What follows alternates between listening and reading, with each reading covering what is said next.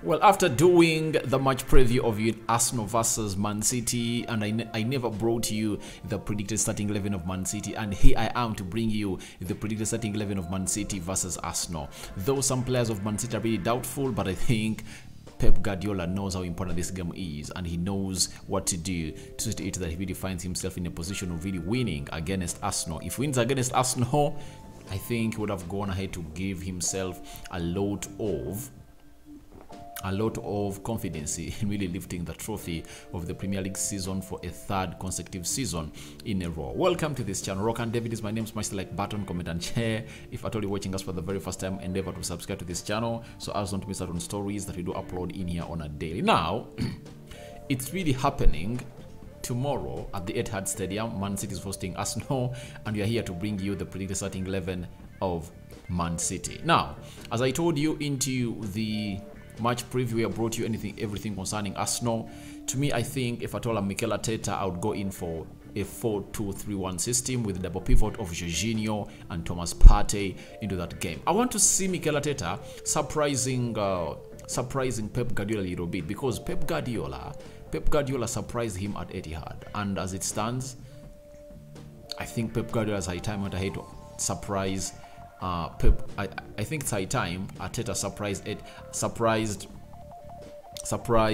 Pep Guardiola at Etihad. Now, let's get into the predicted starting 11 of Man City. The system that we think Pep Guardiola is going to go in for is obviously a 4-2-3 system for Man City, and we know, or we're all conversant of what Pep Guardiola goes in for. Though sometimes he has that system that he plays a 3-2, is it 4-1, like that? So he has a lot of systems that he's into this time, and I don't think that he's going to go for a back three while he's playing at Etihad. Now, in goal, I think it's going to be Haaland Mahrez, no doubt about it.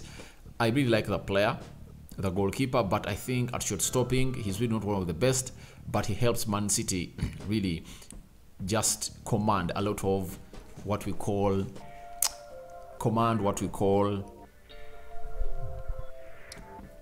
dominancy in the game, ball possession. They command high possession when they're really having him in goal, because he's one of the best ball distributors in the world as a goalkeeper.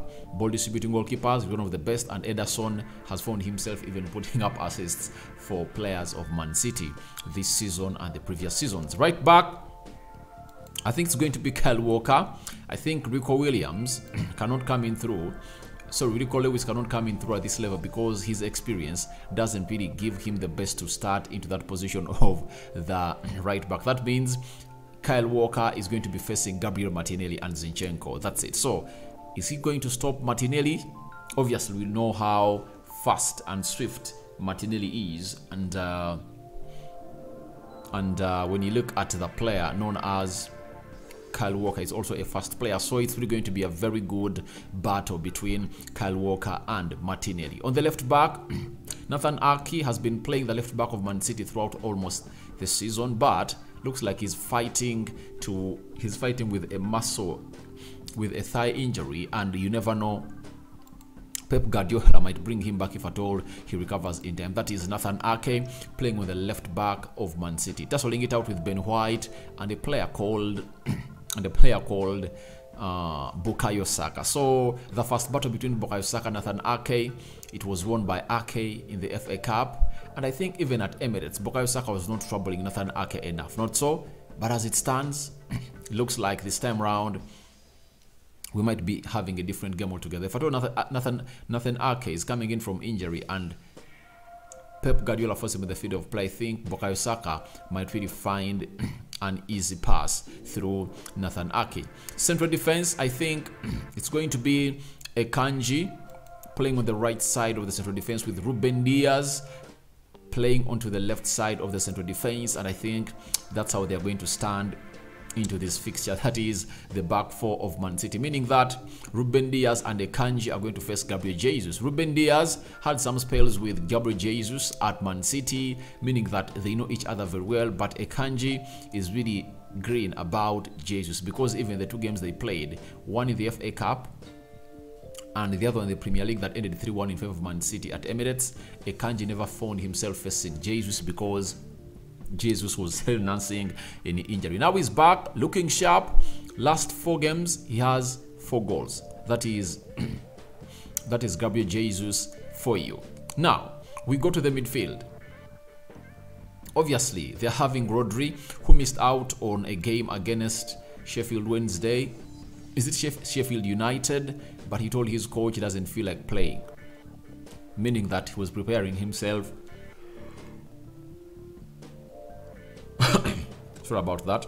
Meaning that he was preparing himself for this beautiful game of football. And there he comes to face Arsenal tomorrow, as Arsenal takes on a side called Man City at Etihad. That's where the encounter is going to be taking place at Etihad. Then we go to the other 2 that are really going to be playing on the either shoulders of Rodri.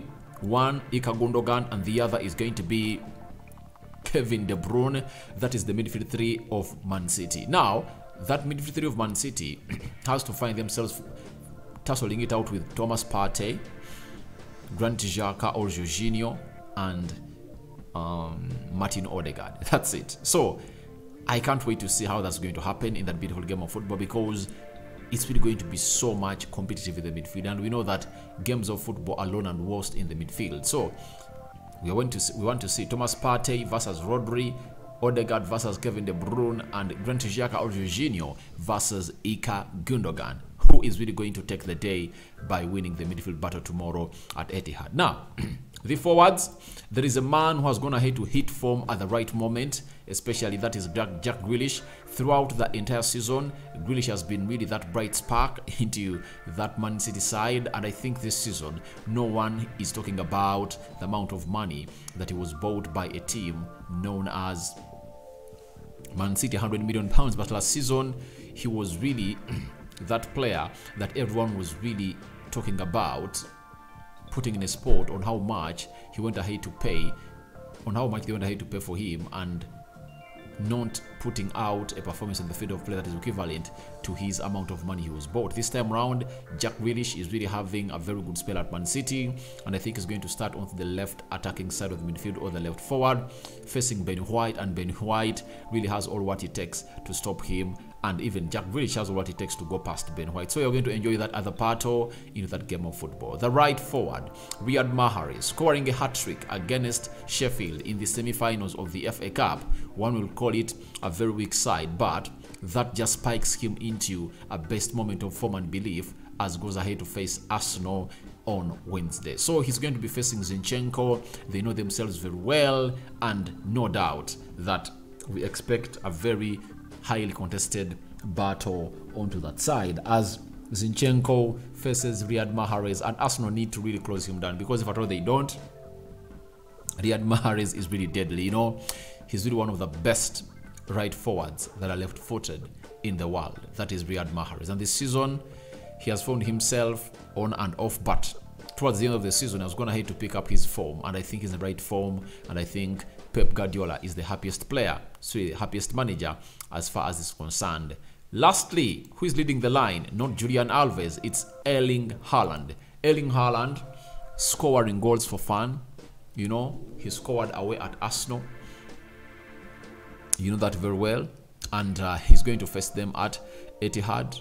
Arsenal really having no William Saliba. That means Gabriel Magalhaes and Rob Holding are really going to find themselves in a position of really facing themselves. Last time, the battle really ended in stalemate because Haaland found himself not scoring, and they both got yellow cards, you know.